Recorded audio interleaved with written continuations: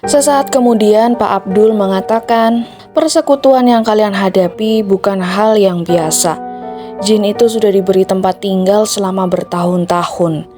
Semakin lama dipelihara, semakin kuat pula ikatannya. Kembali lagi bersama Let's Go Story. Di malam ini aku akan melanjutkan bagian 2 dari Tumbal Kos. Kalian yang penasaran bisa langsung tonton sampai habis. Dan kalian yang belum nonton bagian 1, kalian bisa langsung datang ke playlist Tumbal Kos bagian 1. Tonton terus ceritanya sampai habis biar nggak penasaran. Ardi dan Chandra mundur secara perlahan. Jantung mereka berdetak sangat cepat ketika sosok hitam itu mulai bergerak mendekat dari sudut ruangan.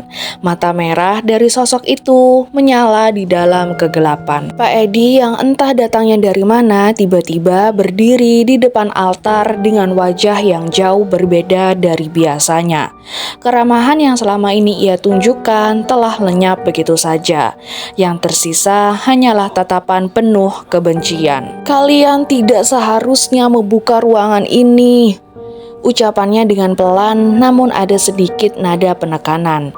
Bersamaan dengan itu, tiba-tiba salah satu sosok hitam melesat ke arah mereka. Ardi refleks menarik Chandra dan berlari untuk keluar dari ruangan. Untungnya pintu itu bisa dibuka lalu mereka keluar dan kemudian menutup pintu sebelum sesuatu dari dalam menghantam mereka. Kedua lelaki muda itu tidak sempat mengatur nafas. Setelah keluar, mereka langsung berlari menuju kamarnya masing-masing. Baru ketika sampai di kamar, mereka sibuk mengatur nafas. Di dalam kamar, Ardi kembali membuka buku tua yang berhasil ia bawa keluar itu sambil mengatur nafasnya. Ia duduk di pinggir ranjang tempat tidurnya dan membaca di halaman terakhir. Di sana tertulis ada catatan tentang penghuni kos yang pernah dijadikan tumbal oleh Pak Edi. Nama dari setiap penghuni dicatat satu persatu dan ada beberapa yang diberi tanda khusus. Hingga akhirnya Ardi menemukan ada sesuatu yang lebih mengerikan. Ternyata sebagian korban tumbal itu tidak pernah benar-benar keluar dari kos. Tubuh mereka memang pergi dari situ, tapi jiwa mereka tetap terikat pada sebuah perjanjian. Mereka dijadikan pelayan bagi jin yang dipelihara oleh Pak Edi. Kenyataan yang Ardi baca itu membuat dirinya sangat begitu terkejut. Semalaman ia tidak bisa tidur karena apa yang ia lihat tadi terus terbayang di pikirannya. Sampai menjelang subuh, Ardi kembali mendengar ada suara langkah kaki di depan kamarnya. Tapi kali itu suaranya bukan berasal dari satu orang, melainkan ada puluhan langkah kaki yang terdengar secara bersamaan. Ardi mencoba mengintip melalui celah pintu yang ia buka sedikit. Di sana Ardi melihat dengan jelas kalau koridor kamar kosnya telah dipenuhi oleh sosok penghuni kos dengan wajah yang pucat dan mata yang sudah menghitam. Mereka hanya berdiam diri sambil menatap pintu kamar Ardi. Lalu secara serempak mereka tersenyum dengan mulut yang sangat lebar. Mendapati hal itu, Ardi langsung menutup pintunya dengan sangat pelan dan kembali ke ranjang tempat tidurnya. Ardi beranggapan jika memang jiwa para tumbal itu masih terus menetap di kos. Keesokan harinya di saat pagi benar-benar cerah, suasana di kos sangat terasa berbeda. Beberapa penghuni kos yang Ardi temui terlihat tampak linglung. Tak hanya itu, sebagian dari mereka ada yang berbicara sendiri saat mencuci pakaian, dan ada yang tertawa sendiri tanpa alasan yang jelas. Ardi pun melihat ada seorang penghuni yang bernama Dimas berdiri di tengah-tengah tangga tanpa bergerak sedikit pun. Di situ, Dimas juga mengatakan jika ada yang memanggilnya, tapi entah di mana.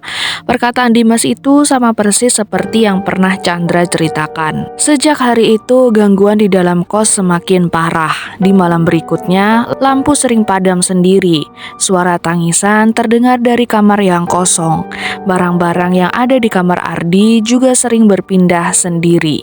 Hingga mungkin ini puncaknya. Di suatu malam, Ardi mendengar teriakan dari kamar Dimas. Teriakan kencang itu membuat semua penghuni mendadak keluar dan segera memeriksa kamar Dimas. Saat pintu kamar Dimas dibuka, pria muda itu ditemukan sudah merangkak di plafon kamarnya seperti seekor laba-laba. Matanya memutih seluruhnya, mulutnya terus mengeluarkan suara yang aneh dan membuat semuanya bingung harus bagaimana. Ardi mencoba mendekati Dimas dan mulai berdoa. Malah tubuhnya yang terpental seolah memang kalah dengan Dimas. Tidak ada yang berani mendekati Dimas dan penghuni lainnya kembali ke kamarnya masing-masing. Tepat di keesokan harinya, Ardi melihat keadaan kos yang seakan tidak terjadi apa-apa. Ia bertemu juga dengan Dimas di dapur umum dan juga terlihat biasa saja. Dari situ Ardi mulai memahami jika pengaruh jin itu semakin kuat. Tanpa menunggu lama, Ardi langsung datang ke kamar Chandra dan mencoba untuk mencari bantuan. Itu adalah salah satu keinginan Chandra dari dulu.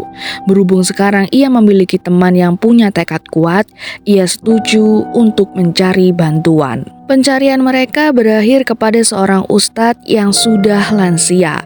Ustadz itu pernah Chandra temuin di masjid dekat kos dan dari dulu ia ingin memanggil beliau. Di hari yang sama, setelah sholat asar, mereka menemui Pak Abdul di masjid. Tanpa berbasa-basi lebih, kedua lelaki itu langsung menceritakan apa yang sedang mereka alami dan apa tujuan mereka. Pak Abdul yang mendengar cerita mereka langsung merubah ekspresi wajahnya dengan lebih serius. Sesaat kemudian Pak Abdul mengatakan, "Persekutuan yang kalian hadapi bukan hal yang biasa. Jin itu sudah diberi tempat tinggal selama bertahun-tahun. Semakin lama dipelihara, semakin kuat pula ikatannya." Penuturan Pak Abdul membuat raut wajah mereka juga ikutan lebih serius dan tidak hanya itu, Pak Abdul masih melanjutkan penuturannya yang mengatakan jika pusat kekuatan dari perjanjian itu kemungkinan berada di ruang altar. Jadi jika altar itu dihancurkan dan perjanjian diputus, maka ikatan jin bisa saja dilemahkan. Namun untuk menghancurkannya tidak semudah itu. Ada beberapa syarat yang harus mereka lakukan. Mereka harus menghancurkannya pada malam ketika ritual bulanan sedang dilakukan. Pak Abdul mengatakan jika malam untuk ritual sisa 2 malam lagi. Ardi dan Chandra saling berpandang seakan meyakinkan satu sama lain. Mereka tahu resiko yang akan dihadapi dan jika tidak segera dilakukan, lambat laun seluruh penghuni kos akan menjadi korban berikutnya tanpa terkecuali. Hari berjalan dengan jantung yang selalu berdebar dengan kencang. Setiap harinya, Ardi dan Chandra tidur dalam satu kamar karena mereka tidak ingin merasakan gangguan itu sendirian. Hingga tiba di malam yang mereka tunggu, malam yang langitnya cukup gelap tanpa adanya bulan dan bintang. Di malam itu, angin juga berhembus cukup dingin menyapu halaman kos. Di hari itu, sejak sore, area kos terasa tidak normal. Para penghuni terlihat seperti orang yang sedang berjalan dalam mimpi. Mata mereka kosong dan gerakan jalan mereka terlihat lambat. Sampai menjelang tengah malam, Ardi dan Chandra sudah bersembunyi di dekat ruang rahasia. Sedari tadi mereka sudah dekat di ruang rahasia sambil melihat Pak Edi dari celah pintu. Dari sana, mereka bisa melihat kalau sudah terpasang puluhan lilin hitam. Di sana mereka juga melihat jika penghuni yang sedari sore tadi sudah bersikap aneh itu mulai masuk satu persatu dan mereka berdiri membentuk lingkaran mengelilingi altar. Kemudian Pak Edi mulai membuka sebuah kitab tua lalu melafalkan mantra yang sudah dimengerti.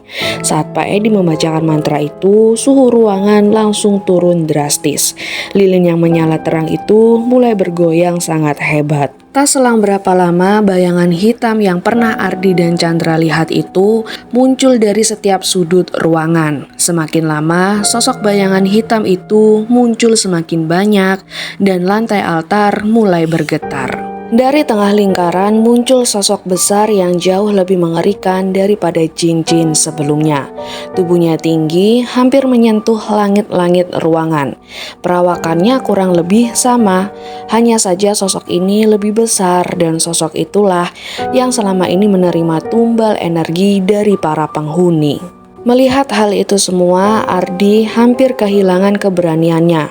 Tapi untungnya Chandra segera kembali menguatkan Ardi dan mereka tetap harus menghancurkan altar itu. Saat Pak Edi sedang fokus melakukan ritual, mereka menerobos masuk ke dalam. Tanpa banyak bicara, Ardi langsung menyiram altar dengan cairan yang sempat diberikan oleh Pak Abdul.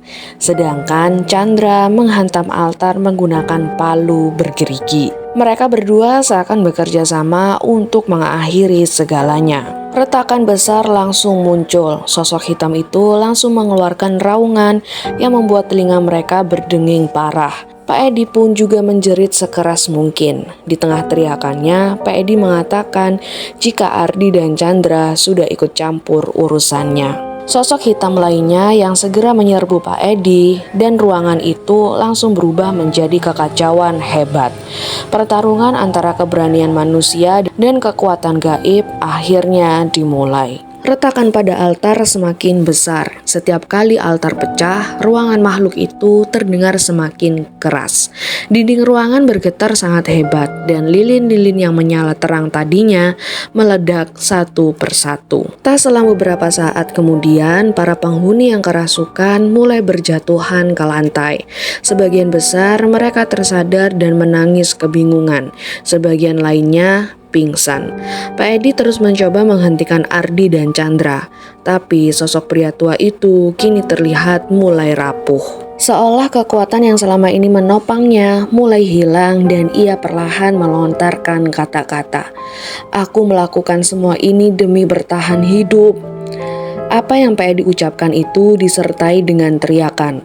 Kemudian air mata beliau mengalir dari wajahnya. Beberapa tahun lalu ia memang pernah jatuh miskin. Usaha yang beliau geluti harus mengalami gulung tikar. Dan di dalam keterpurukannya itulah Pak Edi menerima tawaran persekutuan yang akhirnya mengubah hidupnya. Ia mendapatkan uang dan mendapatkan usahanya yang selalu sukses. Tapi sebagai gantinya, ia kehilangan kemanusiaannya sedikit demi sedikit.